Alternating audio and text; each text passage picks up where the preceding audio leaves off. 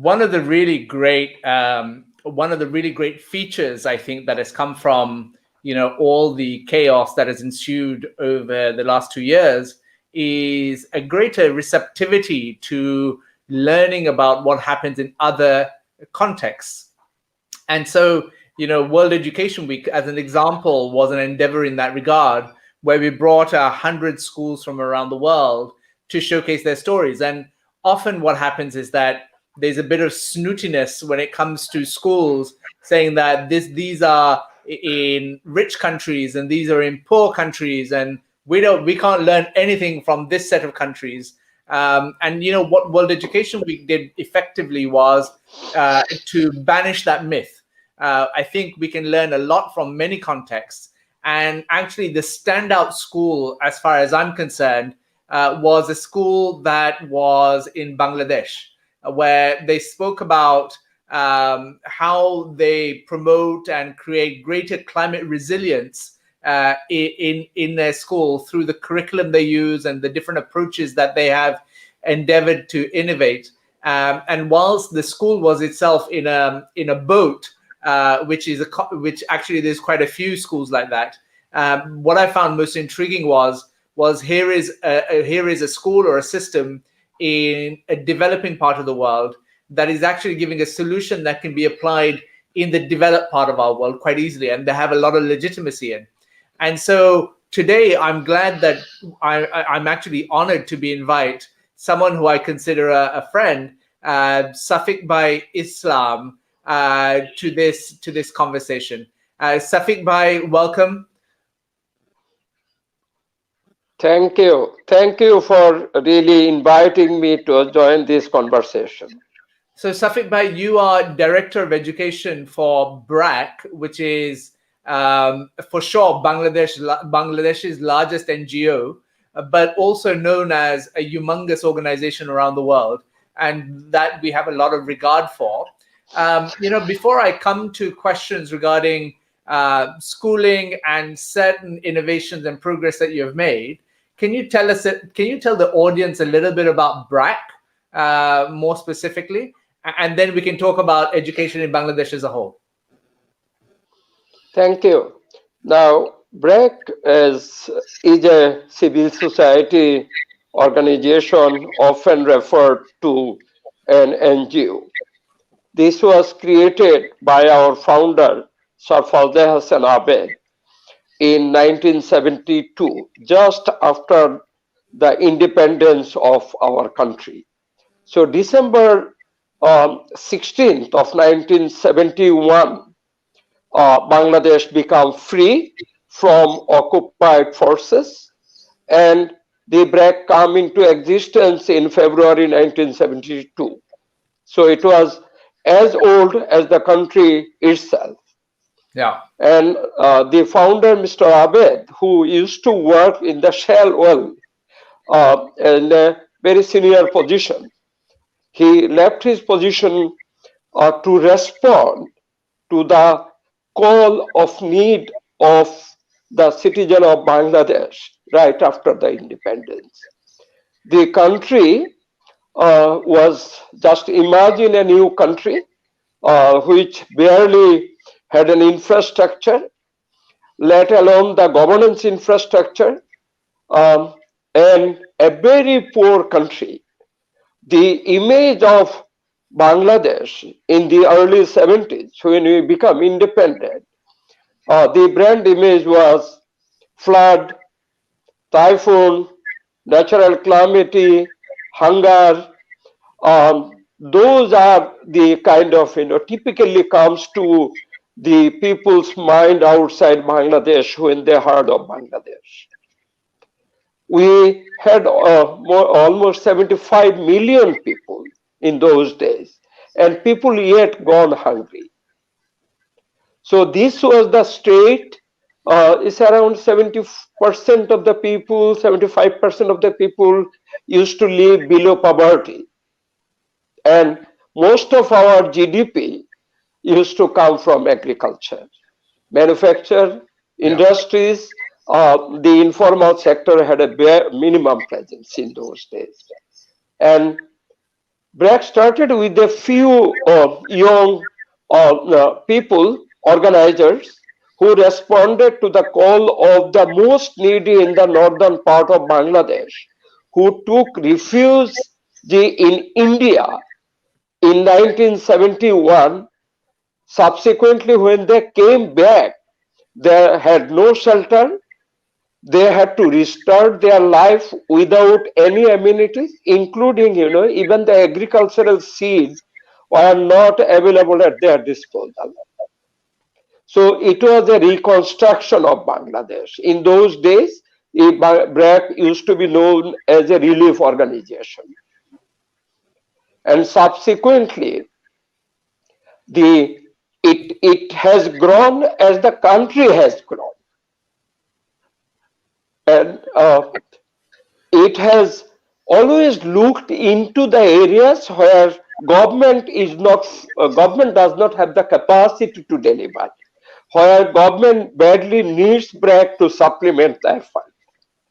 So as a result, BRAC is a multi-sectoral organization, and it evolved to address the need of the country: health, education, microfinance, um, the climate change related works, even including the shelter. Uh, so today, BRAC is truly a multi-sectoral organization. Safiq But bhai, tell us about your work in education specifically. Tell us what you do. Tell us how big the division is. Tell us what the aspiration is. okay, let me finish the BRAC story then. BRAC in Bangladesh now has almost 50,000 people in its regular payroll Yeah. and is present across the country with almost 3,000, we call it branches, the small offices across the country. And BRAC total reach is a very significant reach in Bangladesh now. And coming to education, so education was the other thing that BRAC started right at the early years of its work, and in the northern part of country. In those days, it was an work on the adult literacy. Our founder was particularly attentive on the human capital and human resources. Paulo Freire was one of his, philosopher who given right kind of space to Paulo Freire's philosophy and its ability to reach the illiterate people and connecting them to the development work. So subsequently, till middle of 80s, BRAC education was known for its adult literacy work. We are one of the starter in Bangladesh for that matter. In those days, the materials, teachers training, all the stuff that we developed in BRAC has been widely used across Bangladesh by other organizations. So it is in the middle of the 80s, um, our founder was visiting and talking to the rural women, and he encountered a challenging conversation, when the women asked her, "We participate in the adult literacy course because we were illiterate and we become adult. So do you expect our children to grow illiterate and become adult to be eligible for BRAC education?" And this conversation, the reason I am citing, has remained as a grammar to BRAC, going to the people, meeting to the people, and really have genuine conversation to understand their strategic thinking for the future. So subsequently, when Mr. Abed came back to Dhaka, he met with his senior colleagues and shared his conversation. As a result, later on, it has been decided that we would be focusing on the primary education. Then there Yeah. was a big issue because by here, what to do under primary education when the enrollment rate was barely 40-45% and the dropout rate was 50-60%, and girls' presence were barely seen in the schools. So Mm. it was an education for the people who could afford in those days. So to start with primary education, so the big question was that then how BRAC would be going for it, constructing a typical school, what we understand under a conventional school, then recruiting teacher. So this would mean that it is a long process to go through, and how to reach them the millions who are not in the school. So BRAC decided to be very humble, rent a one room from the community and get a literate woman from the community, train her as a teacher, and bring 30 children maximum in a session.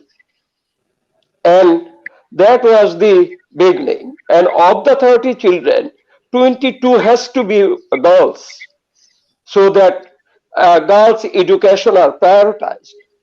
And about the teacher, the decision was it has to be a woman.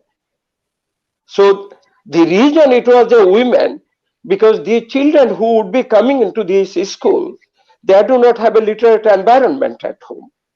So whatever teaching learning, that has to take place in the school. And children would be requiring the motherly, sisterly affection so that they like the school. And subsequently, there was a clear decision there would be no homework to the BRAC school children. And we still maintain it. There is no homework. And the key focus was teaching learning has to take place within 3 to 4 hours a day. And it has to take place in such a way so that children enjoy it. Corporal punishment, because by was taboo in the BRAC school in the middle of 80s when we started it. We said doesn't matter. Children will come hungry. They may not be able to do the lessons well, but they will come here to enjoy. They will come here to network. They will come here to share their feelings. And teaching learning later on will take place automatically if they like the teacher, if they like the peers, if they like the environment. And that has been proved correct. And there was a time BRAC has been operating 68,000 one-room school across Bangladesh, catering to 1.5 million children. And in Wow. those days, BRAC enrollment was 10% of total enrollment in Bangladesh. But if you look into the completion rate, then the percentage is not 10. It is a much higher percentage because BRAC school has a much lower dropout rate. The few innovation took place and happened during this period. And I will come to your boat school later on. The key innovation was that teaching learning has to come in a fun form. So in every day, in every single BRAC school, there are lessons on singing, there are lessons on dancing, there are lessons on art, and they do it as they wish to do it.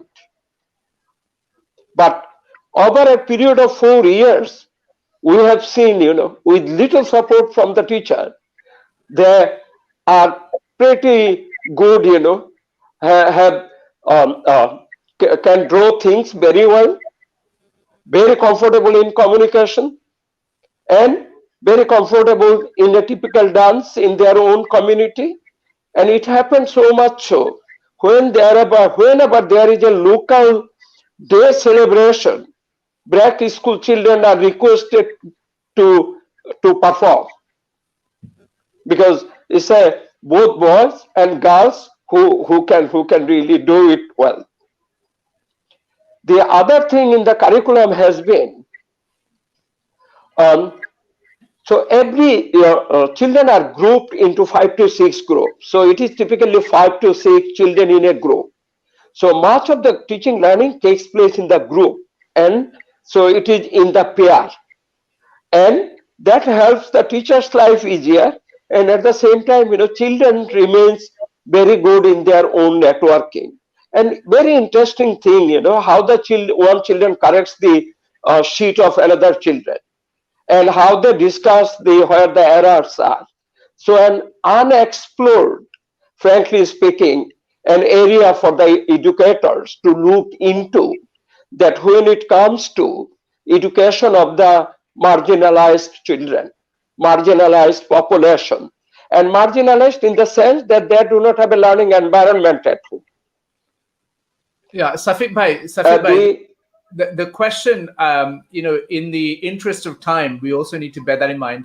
What are we talk about Bangladesh having made incredible strides over the last 20, 30 years. What are the things that an international audience needs to know that are the lessons that we can learn from Bangladesh for other contexts? Because why, thank you. I don't think that the international community can learn much from us, but what we can share, that what worked with us and what did not work with us. It worked with us.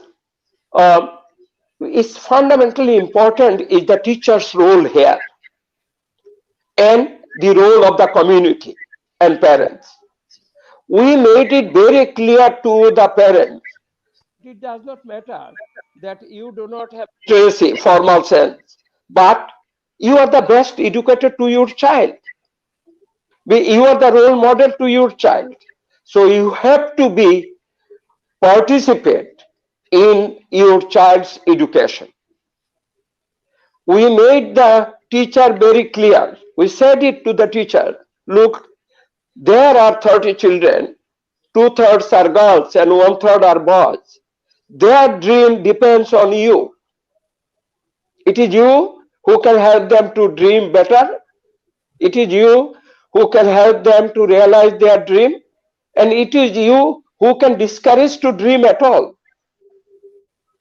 And the training that we imparted to the teacher, it was a constant reminder that children come to school not to just learn a few subjects. And our chairperson, the founder, Mr. Abed, was very particular in it, that children come to school to dream, to learn how to dream. And school's role is to facilitate that. And teacher, if there is any magician, that is the teacher, who can really significantly make a difference. And monthly parents meeting, that it is a monthly meeting with the parents, it's a mandatory. Every parent has to come once a month. And we requested that it is just a 2-hour session, not more than that, where we talk what are the great achievements the children are doing, so that parents are encouraged to take a stake in their education. So if you ask what is the lessons that one can draw from the BRAC work, a constant innovation, constantly putting resources in teachers' development, because that's the fundamental, and allowing the children, to really perform. Because when children perform, whether as a writer, because we have a children magazine, it's called Pratibha. We bring this magazine every year, and where only the teachers and children write, nobody else. A forward goes from the ED, and perhaps something from one of the writers in the country or minister in the country.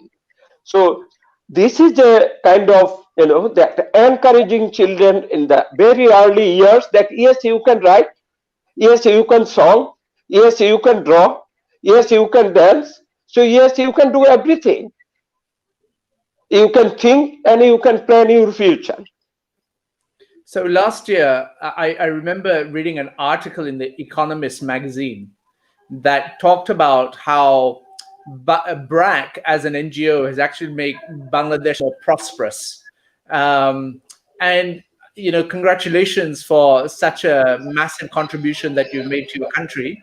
Um, and the thing that I love listening to you about is the lessons that you share regarding the centrality of the teacher. And a lot of teachers are on this T4 platform, as you know. Um, and what would be your message to them at this time of tension around the world because of the pandemic? What is it that you're telling teachers in Bangladesh as advice as to how they can prosper in these times? Well, thank you, because by very difficult question. But our experiences and during the COVID, because you touched a very important time that the whole global community we are going through. Schools were closed in Bangladesh from middle of March, and the distance mode learning through the TV organized by the country government, where we contributed, started in early April. But we quickly recognized that many people do not have the TV at home. But the reason I am referring it to is that our teachers, the rural women who barely have a button phone, and when we talk to them, that what they ask us to do for their children, because children do not have school now, and those are closed. To our utmost surprise, she said, on a daily basis, I am visiting my children, the learner. I am checking about their well-being, and uh, this comes as a kind of moral responsibility that she cares about the children. So the social and emotional learning, the empathy that we talk, it is a very organic and natural response that the human being holding. What we need, really creating an environment so that they can display it and practice it.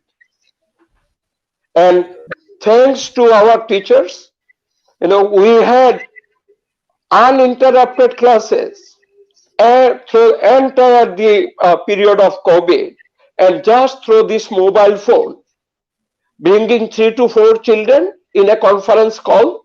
And this is a feature phone, because if you recall the early days phone, but even myself, I barely knew that there is a conference call provision in that phone, and I learned it during this COVID.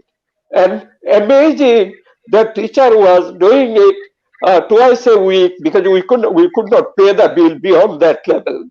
And reassuring was that it is the children, who took the safety measures for their parents. Children said to their parents that in today's class, they have been asked to use the mask. They have been asked to ask the parents to use the mask. They have been asked to be more attentive on the sanitation hygiene.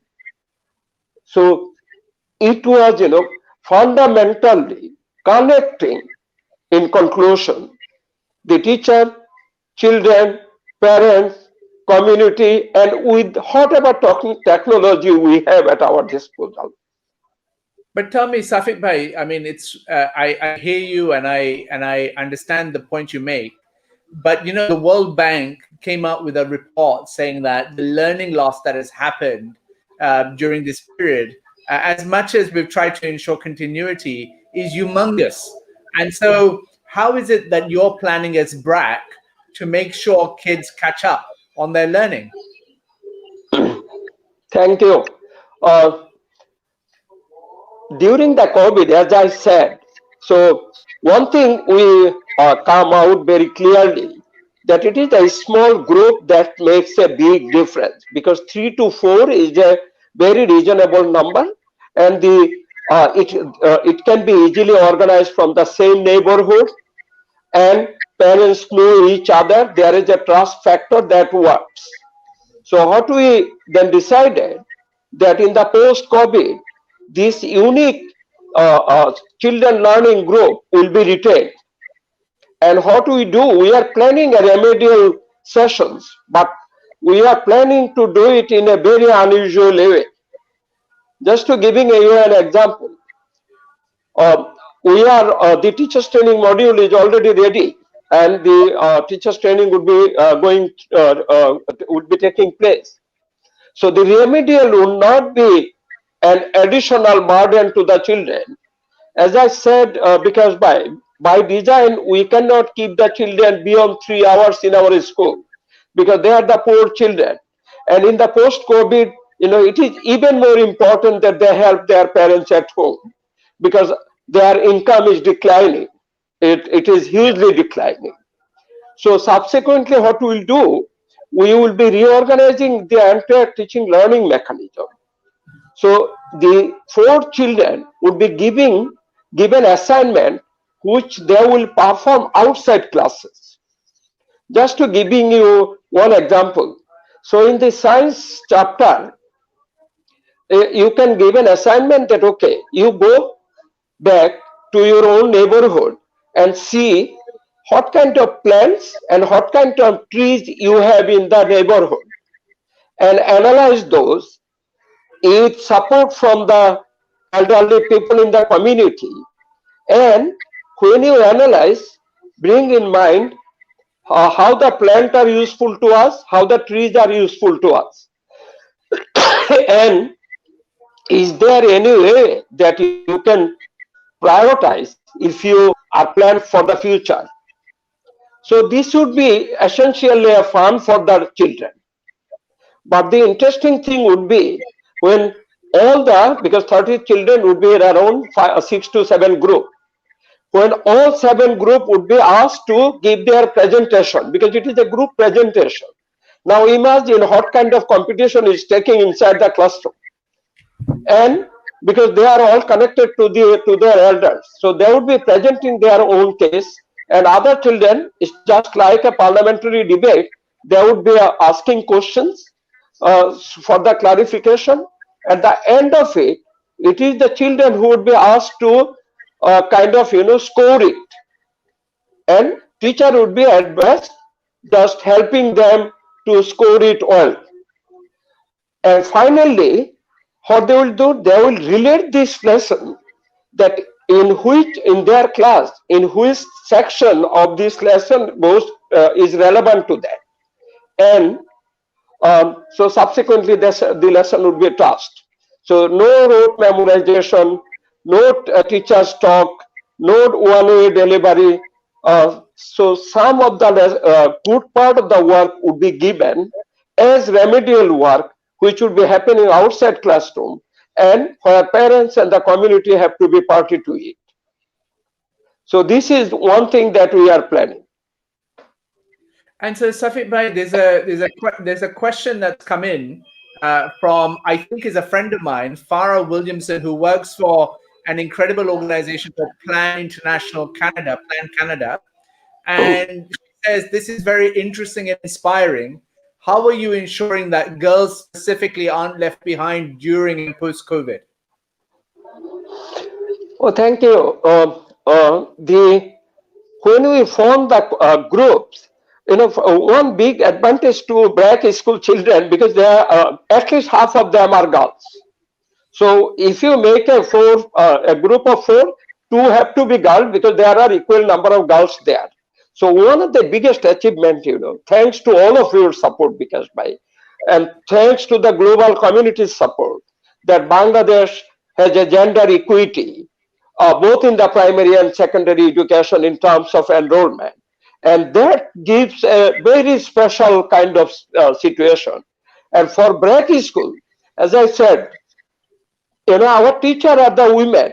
So for a girl, the role model is the teacher. And As a teacher, as a mother, as a sister, she is a safe space for all any children.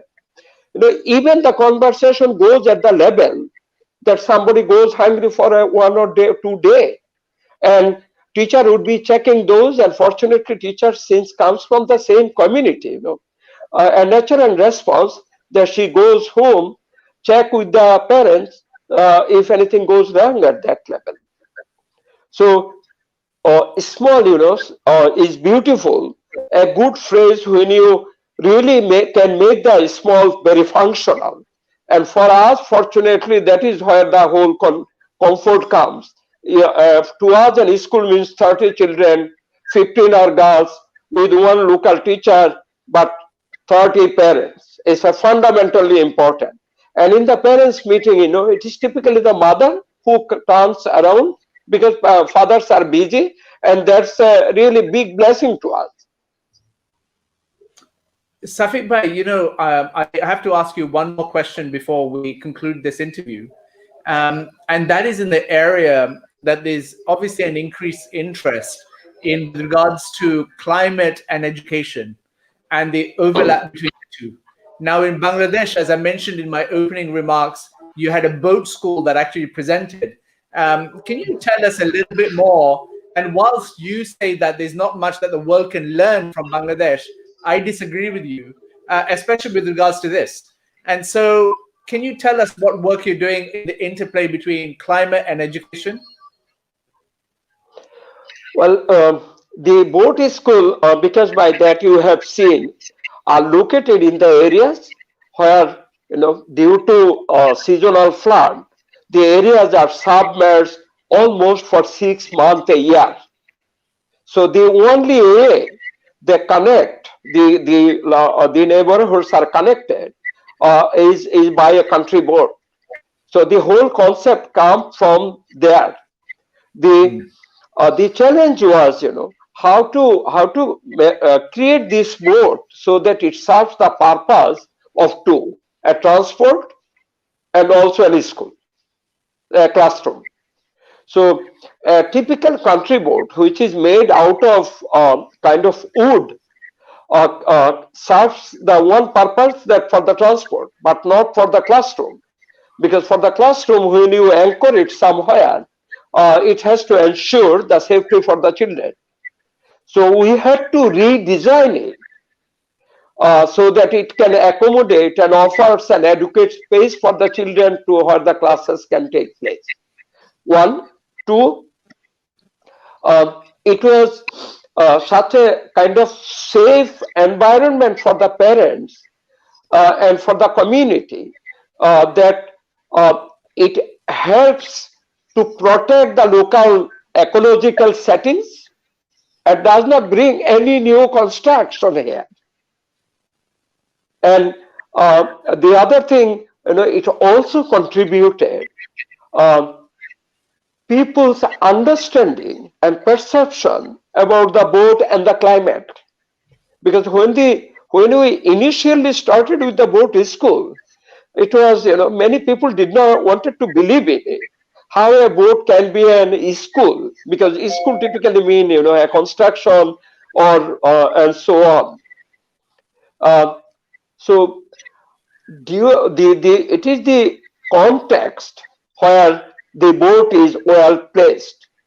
And because by the other day we did not discuss it, you would be happy to know the BRAC, when we worked in Philippines, we are still working in the Philippines, and the province is the Mindanao, where the literacy rate is very low. We started an education program, and there were boats within Mindanao for a Bajau community which had never been to school, because it's a setting of where, most part of the year it is in the water they live. And so for them, schooling could not take place other than to have a boat. Wow. So, and the third is the curriculum part. So there is a subject in most countries, and we also have a curriculum of environmental science and Bangladesh studies. So when the ecological, the climate change part comes, so then it is so easy for the children to kind of link to their daily lives, because for them it is very difficult to understand that why they need to really all that they do not really need to change their livelihood for a better life. A better life can be even organized in their own setting and without causing damage to the climate. And this we are supplementing by we have a piece of supplementary supplementary materials on the climate change, so that teachers are trained on it duly, and they can relate it when the classes are organized. Safiq Bhai, thank you so much for today's interview. You and your colleagues at BRAC do an incredible job in Bangladesh and other parts of the world. And I'm pleased to have your support for T4. And please know that without your collaboration and your partnership, this community would not have gotten built in the way that it is. And we're richer for having your perspective as part of our conversation and our endeavors. So thank you so much for that. And I look forward to perhaps hosting you later on this year again for a discussion on World Education Week, which is in October, that we hope to have more Bangladeshi schools participate in. So thank you so much for your time. Because allow me to express our thanks through you to the world community for their support and encouragement, which helped us to really reach the milestone where that we have achieved. BRAC school system has been able to produce almost 15 million graduates out of its ecosystem, and we are really thankful to all of you for your encouragement, and we could always feel that your people are beside us, and it makes a huge difference to us. Thank you again. Thank you and goodbye.